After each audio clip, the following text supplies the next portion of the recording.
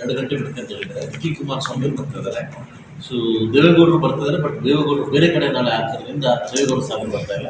So main star campaign ಬಂದು ಕುಮಾರಸ್ವಾಮಿ ಮತ್ತು ವಿಜೇಂದ್ರ ಅವರು ಬರ್ತಿದ್ದಾರೆ.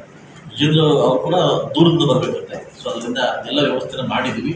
ನಾಳೆ ಬಹುಶಃ ತುಂಬ ಸಡಗರವಾಗಿ ಏನು ಕಮಲ ಮತ್ತು ತೆನವಂತ ಮಾಡೆ ಸೌಭಾಗ್ಯತ್ವದಲ್ಲಿ ಸೌಭಾಗ್ಯತ್ವದಲ್ಲಿ ತುಂಬ ಚೆನ್ನಾಗಿ ಅದ್ದೂರಿ ಕಾರ್ಯಕ್ರಮ ಬರ್ತಾರೆ. ಈಗಾಗಲೇ ನಮ್ಮ ಅಧ್ಯಕ್ಷರು ಪೂರ್ವಭಾವಿ ಸಭೆಯನ್ನು ಮುಗಿಸಿದ್ದಾರೆ, ತುಂಬ ಅದ್ದೂರಿ ಮುಗಿಸಿದ್ದಾರೆ.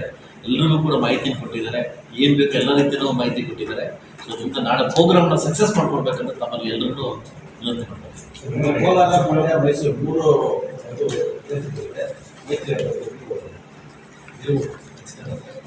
ಸರ್ ಲಾಸ್ಟ್ ನಾವು ಏನು ಹೇಳ್ತೀವಿ, ಇದು ಚುನಾವಣೆ ಸರ್. ಚುನಾವಣೆ ಯಾವ ಸಮಯದಲ್ಲಿ ಏನಾಗುತ್ತೆ, ಯಾವ ಸ್ವಾಮಿ ಬಗ್ಗೆನೋ ಇಲ್ಲ ಮಲ್ಲೇಶ್ ಬಗ್ಗೆನೋ ಇಲ್ಲ ಪ್ರಜ್ವಲ್ ಗೌಡ ಬಗ್ಗೆ ಎಲೆಕ್ಷನ್ ಅಲ್ಲ. ಇದು ದೇಶಕ್ಕೋಸ್ಕರ ನಡೀತಕ್ಕಂಥ ಎಲೆಕ್ಷನ್. ದೇಶ ಪರ ಮತ್ತು ದೇಶ ವಿರೋಧ. ಮತ್ತೊಮ್ಮೆ ಮೋದಿ ಸರ್ಕಾರ ಬೇಗ ಬೇಡ ಅಂತ ತೀರ್ಮಾನ ಮಾಡ್ತಾರೆ. ಸೊ ಅದರಿಂದ ಬರೀ ನಾವು ಕ್ಯಾಂಡಿಡೇಟ್ ಅಷ್ಟೇ, ಬಟ್ ವೋಟ್ ಮಾಡೋದು ದೇಶಕ್ಕೋಸ್ಕರ.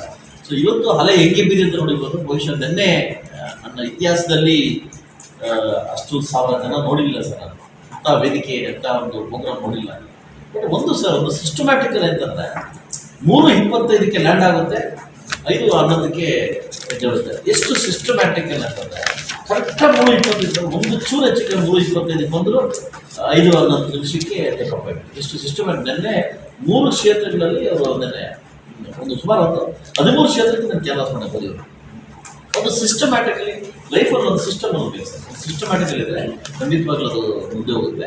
BJP ಅವರು ಅದು ಮಾಡ್ತಾ ಇದ್ದಾರೆ ಸರ್. ನೆನ್ನೆ ಖಂಡಿತ ಹರೀಶ್ ಅವರೊಳಗೆ ಒಂದು ಸಿಸ್ಟಮ್ನ ಬಿಲ್ಡ್ ಮಾಡಿದ್ದಾರೆ. ಒಂದು ಸಿಸ್ಟಮ್ 100% ಪ್ರಣಾಮಗಳು ಹೇಳಿದ್ರು, ನಾವು ಪ್ರಣಾಮಗಳು ಹೇಳಿದ್ವಿ. ಸೊ ಯಾವ ಕ್ಷೇತ್ರ ಅಂತ ಪರಿಚಯ ಮಾಡ್ಕೊಡ್ತೀವಿ. ಸೊ ಖುಷಿ ಆಯಿತು, ಒಂದು ತುಂಬ ಖುಷಿ ಆಯಿತು. ಅಂದರೆ ಮೂರನೇ ಇದರಲ್ಲಿ ಕೂರಿಸಿದ್ರು, ಅಶ್ವತ್ಥನಾರಾಯಣ ಮಧ್ಯದಲ್ಲಿ ಕೂರಿಸಿದ್ರು. ತುಂಬ ಒಂಥರ ಏನೋ ಒಂಥರ ವೈಬ್ರೇಷನ್ ಜೀವನದಲ್ಲಿ ಮರೆಯಲಾಗಲ್ಲ. ನಾನು ಹೇಳೋದಾಗಲ್ಲ, ನನ್ನ ಜೀವನ ಮರೆಯಲಾಗದ ಕ್ಷಣ ನನ್ನ ಸ್ಪೀಚಲ್ಲಿ ಹೇಳಿದೆ. ಇವತ್ತೊಂದು ದಿವಸಕ್ಕೋಸ್ಕರ ಕಾಯ್ತಾ ಇದ್ದೆ. ಒಬ್ಬ ಶಾಸಕನಾಗೆಲ್ಲ ವ್ಯಕ್ತಿಯಾಗಿ ಅವ್ರು ಮೀಟ್ ಮಾಡಬೇಕು ಅನ್ನೋ ಒಂದು ಆಸೆ ಇತ್ತು. ನಿನ್ನೆ ಅದು ಮೀಟ್ ಮಾಡಿದೆ, ತುಂಬ ಖುಷಿ ಅನಿಸ್ತು. ನನ್ನ ಸ್ಪೀಚ್ ಕೊಟ್ಟು ಸ್ಪೀಚಲ್ಲೇ ಹೇಳಿದೆ, ನನ್ನ ಲೈಫಲ್ಲಿ ಮರೆಯಲಾಗಿರ್ತಕ್ಕಂಥ ದಿನ ಇರುತ್ತೆ, ಈ ದಿವಸಕ್ಕೋಸ್ಕರ ಕಾಯ್ತಾ ಇದ್ದೆ ಅಂತ ಹೇಳಿದೆ. ಒಬ್ಬ ಯಾವುದೇ ಒಂದು ವ್ಯಕ್ತಿಯಾಗಿ ಭಾರತ ಪ್ರಜೆಯಾಗಿ, ಶಾಸಕನಾಗಿಲ್ಲ ಭಾರತ ಪ್ರಜೆಯಾಗಿ ಅವ್ರು ಮೀಟ್ ಮಾಡೋದು ಒಂದು ಖುಷಿ ತರ್ತಕ್ಕಂಥ ವಿಷಯ. 90ರ ದಶಕದಲ್ಲಿ ಕೂಡ ಭಾರತ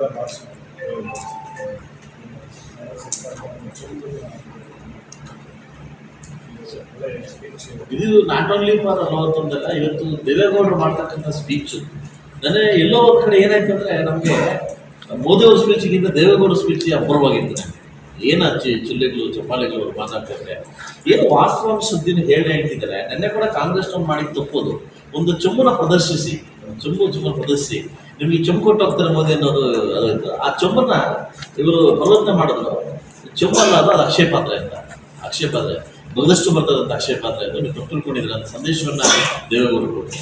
ಏನು ಕಳೆದ ಏನಾಗಿತ್ತು ಪ್ರಧಾನಮಂತ್ರಿ ಆಗ್ಬೇಕಾದ್ರೆ ಏನಾದ್ರು ಸ್ಟೋರಿ ನಡೀತಂತೆ ಅಂತ ಎಲ್ಲ ಮೆಚ್ಚಿದ್ರು ಅವರು. ತುಂಬ ಏನೋ ಒಂದು ದೇವೇಗೌಡರು ಕಂಡ್ರೆ ಅವರು ಹೇಳ್ತಿದ್ರು ಮೋದಿಯವರು, ಇವತ್ತು ನಿಮ್ಮ ಸ್ಪೀಚಲ್ಲಿ ನನಗೆ ಏನೋ ಒಂಥರ ಏನೋ ಬದ್ಧತೆ ಕಾಣಿಸ್ತು, ನನ್ನನ್ನು ಚೇತರಿಕೆ ಕಾಣಿಸ್ತು, ಇನ್ನೂ ಪ್ರೋಗ್ರಾಮ್ ಮಾಡ್ಬೇಕಂತ ಕಾಣಿಸ್ತು, ಇನ್ನೂ ಪ್ರೋಗ್ರಾಮ್ ಬನ್ನಿ ಅಂತ ಹೇಳ್ತಾಯಿದ್ರು ಯಾರು ದೇವೇಗೌಡರನ್ನ ಮೋದಿಯವರು.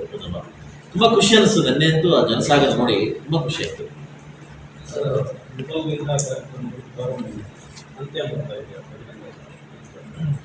ಅಂತ್ಯ ಅನ್ನೋದಕ್ಕಿಂತ ಕುಮಾರಸ್ವಾಮಿ ಅವರು ಒಂದು ಕ್ಯಾಂಡಿಡೇಟ್ ಆಗಿದ್ದಾರೆ, ಒಬ್ಬ ಅಭ್ಯರ್ಥಿ ಆಗಿದ್ದಾರೆ.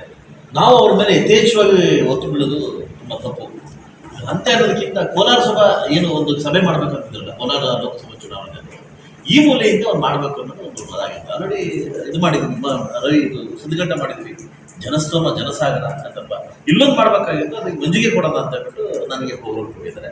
ಅದಕ್ಕೆ ನಮ್ಮ ಅಧ್ಯಕ್ಷರು ನಾವೆಲ್ಲ ಸೇರಿ ಏನೋ ಪೂರ್ವ ಸಿದ್ಧತೆ ಮಾಡ್ಬೇಕು, ಕೆಲಸ ಮಾಡ್ಕೊತಾ ಇದ್ದಾರೆ. ಇಟ್ ಇಸ್ ನಾಟ್ ಅಂತ್ಯ ಅಲ್ಲ, ಇದು ಅದು ಪ್ರಾರಂಭ.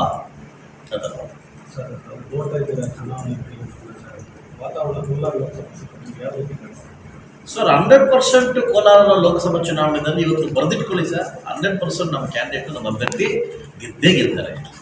ಎಲ್ಲ ಅಂಕಿಅಂಶಗಳಲ್ಲೂ ನಮ್ಮ ಅಭ್ಯರ್ಥಿ ಮುಂದೆ ಇದ್ದಾರೆ, ಗೆದ್ದೇ ಗೆಲ್ತಾರೆ. ಸೊ ಗೆಲುವು ನಮ್ಮ ಕಡೆ ಇದೆ ಸರ್, ನಮ್ಮ ಮತದಾರರು ನಮ್ಮ ಕಡೆ ಇದ್ದಾರೆ. ಮೋದಿ ಮತ್ತೊಮ್ಮೆ ದೇಶಕ್ಕೋಸ್ಕರ ಬೇಕು ಸರ್, ದೇಶಕ್ಕೋಸ್ಕರ ಬೇಕು. ತಾವು ತಮಗೆಲ್ಲ ಒಂದು ಮಾತನ್ನು ಹೇಳ್ತೀನಿ ಸರ್, ಯಾಕಂದರೆ ಕಾಂಗ್ರೆಸ್ ಸರ್ಕಾರ ಬಂದಾದ್ಮೇಲೆ ಕರ್ನಾಟಕದಲ್ಲಿ ಒಂದು ವರ್ಗದ ಜನಾಂಗದವರು ಕೋಮುಗಲಭೆಗಳಿಗೆ ಅವಕಾಶ ಮಾಡಿಕೊಡ್ತಾರೆ ಸರ್. ಕೆಲವು ಇನ್ಸ್ಟಿಟ್ಯೂಟ್ ಬಂದಾಗ ನೋಡ್ತಾ ಇದ್ದೀವಿ, ವಿದ್ಯಾರ್ಥಿಪುರದಲ್ಲಿ ಒಂದು ಬೀದಿಯಲ್ಲಿ ಜೈ ಶ್ರೀರಾಮ್ ಅಂತಿದ್ರೆ ಕಾರ್ ನಿಲ್ಲಿಸಿ ಗೂಟ ಹೊಡಿತಾರೆ ಜೈ ಶ್ರೀರಾಮ್ ಅನ್ಬೇಡಿ ಅಂತ. ಒಂದು ದೇವರ ಹೆಸರು ಹೇಳೋದು ತಪ್ಪು ಅನ್ನೋ ಮಟ್ಟಕ್ಕೆ ದೇಶ ಬರ್ತಾ ಇದೆ, ರಾಜ್ಯ ಬರ್ತಿದೆ ಅಂತಂದರೆ ಇದು ಸರ್ಕಾರ ಎಲ್ಲಿದೆ ಅಂತಂದ್ರೆ, ಈಗ ನೇಹ ಒಂದು ಮುಸ್ಲಿಮ್ಸ್ ಹುಡುಗ ಯುವತಿನ ಮರ್ಡರ್ ಮಾಡ್ತಾರೆ. ಎಲ್ಲ ಆದಮೇಲೆ ಏನು ತನಿಖೆ ಎಲ್ಲ ಆದಮೇಲೆ ಒಬ್ಬ ಮುಖ್ಯಮಂತ್ರಿ ಹೇಳಿಕೆ ಕೊಡೋದು ಸತ್ಯ ಆಗ್ತದೆ. ಆದರೆ ಅವರಿಬ್ಬರು ವೈದ್ಯ ವಿಷಯದ ಕೊಲೆ ಆಗಿದೆ ಅನ್ನೋದನ್ನು, ಅವರ ತಂದೆ ತಾಯಿಗಳಿಗೆ ಎಷ್ಟು ಆಘಾತ ಆಗುತ್ತೆ ಅನ್ನೋದನ್ನು ಒಬ್ಬ ತಂದೆಯಾಗಿ ನಾವು ಅರ್ಥ ಮಾಡ್ಕೋಬೇಕು. ಅಲ್ಟಿಮೇಟ್ಲಿ ಇಸ್ ಲಾ, ಕಾನೂನಿದೆ, ಕಾನೂನು ಹೇಳುತ್ತೆ ಅದು ಕೇಳಬೇಕು, ಅದು ಶಿಕ್ಷೆ ಆಗಿ ಆಗುತ್ತೆ. ಅದಕ್ಕಿಂತ ಮುಂಚೆ ಮುಖ್ಯಮಂತ್ರಿಗಳು ಗೃಹಸಚಿವರು ಕೊಡೋದು ಒಂಥರ ನಾಲಾಯಕ ಮಾತುಗಳು ಅನಿಸುತ್ತೆ. ಒಬ್ಬ ತಂದೆ ತಾಯಿಗೆ ಒಂದು ಏನೋ ಸಾವು ಮಧ್ಯೆ ಏನು ಕಳ್ಕೊಂಡಿರ್ತಾರಲ್ಲ ಅದಲ್ಲ, ಅವರಿಬ್ಬರು ವೈಯಕ್ತಿಕ ವಿಷಯ ಕೊಲೆ ಆಗಿದೆ ಅಂದ್ರೆ ಅದೇನು ಅರ್ಥ ಮಾಡೋದು. ಸೊ ಅದು ತಪ್ಪಾಗುತ್ತೆ ಅಂತ ಇಲ್ಲ ಒಂದು ಕಡೆ. ನನಗೆ ಇವ್ರಿಗೆ ಯಾಕೋ ನಮ್ಮ ಕಾಂಗ್ರೆಸ್ ಸರ್ಕಾರ ಏನಾಗಿದೆ ಅಂತಂದರೆ ಏನಾಗಿದೆ ಅಂತ ಅರ್ಥ ಮಾಡಲಿಕ್ಕೆ ಎಲ್ಲಿ ಹೋಗಿ ಎಲ್ಲಿ 28% ಬಿಟ್ಬಿಟ್ಟಿದ್ದಾರೆ, 28% ಬಿಟ್ಬಿಟ್ಟಿದ್ದಾರೆ, ಒಂದೇ ಕ್ಷೇತ್ರ ಹಿಡ್ಕೊಂಡಿದ್ದಾರೆ. ಎಲ್ಲಿ ಮಂಡ್ಯ ಕ್ಷೇತ್ರ.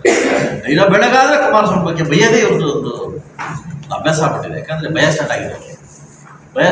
ಯಾಕಂದರೆ ಈ ಒಂದು ಕುಮಾರಸ್ವಾಮಿ ಗೆದ್ದರೆ ಇವರೆಲ್ಲ ಮತ್ತೆ ಪುಟ್ಟಿಗೆ ಹೇಳ್ತಾರೆ ಪಕ್ಷ ಅನ್ನೋದು ಅವ್ರಿಗೆ ಭಯ ಸ್ಟಾರ್ಟ್ ಆಗಿ ಅವ್ರನ್ನ ಟಾರ್ಗೆಟ್ ಮಾಡಿ ಕುಮಾರಸ್ವಾಮಿ ಅವ್ರನ್ನ ಇದು ಮಾಡ್ತಾರೆ.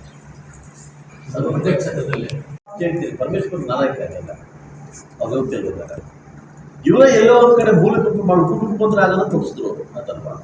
ಇವರಿಗೆ ಓಟ್ ಬಂದಾಗ ನಾನು ಕಾಂಗ್ರೆಸ್ ಸರ್ಕಾರನ ಕೇಳ್ತೀನಿ, ಒಂದೆರಡು ಉಪಮುಖ್ಯಮಂತ್ರಿ ಮಾಡಿ ಜಮೀರ್ನ ಮತ್ತು ಇವ್ರನ್ನ ಪರಮೇಶ್ವರ್ ಅವ್ರನ್ನ ಯಾಕೆ ಮಾಡಲ್ಲ ನೀವು?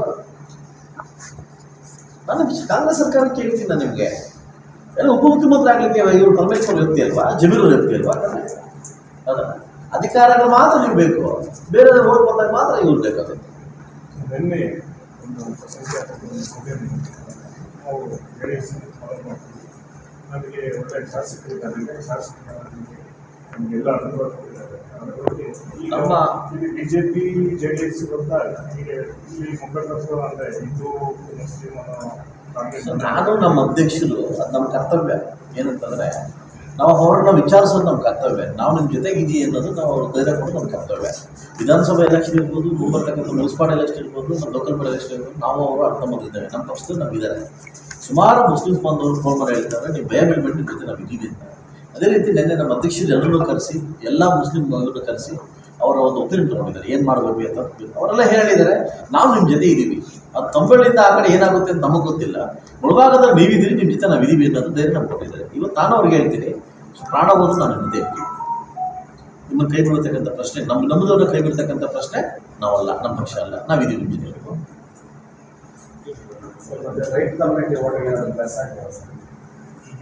ನಾನು ಎಲ್ಲ ರೈಟ್ ನನ್ನ ರೈಟ್ ಕಮ್ಯುನಿಟಿ ಮುಖಂಡರು ನಾನು ಕರೆದು SR ನಾರಾಯಣ ಸ್ವಾಮಿಗಿಂತ ಮುಂಚೆನೇ ನಾನು ಮನೇಲಿ ನಾನು ಮಾಡಿದ್ದೀನಿ. ಇದೇ ಹಾಲಲ್ಲಿ ಮಾಡಿದ್ದೀನಿ 250 ಜನ. ನಾಳೆ 23 ತಾರೀಕು ಕೂಡ ನಾನು 1000 ಜನ ಕರಿತಾ ಇದ್ದೀನಿ.